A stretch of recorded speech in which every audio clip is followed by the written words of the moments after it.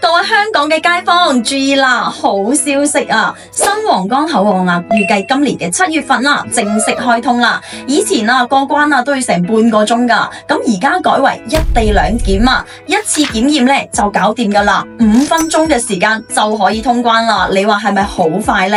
口岸仲要配咗134條啊自助通道，同埋68個人工櫃台啦。平日咧就20零萬人嘅，咁高峰期啊30萬人啦，都唔會覺得逼噶喎。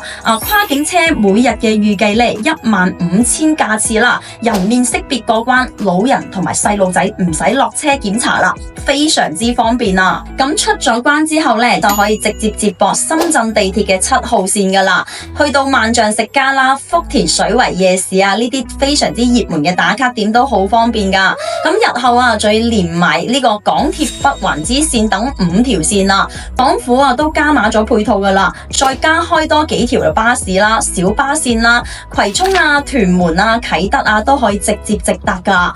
口岸咧就係24小時通關嘅，咁你想幾時返咧都冇問題噶喎。交通就越嚟越方便啦，大灣區嘅生活啊真係越做越掂啊！咁方便嘅新關口開通咗之後，你會唔會即刻去打卡體驗啊？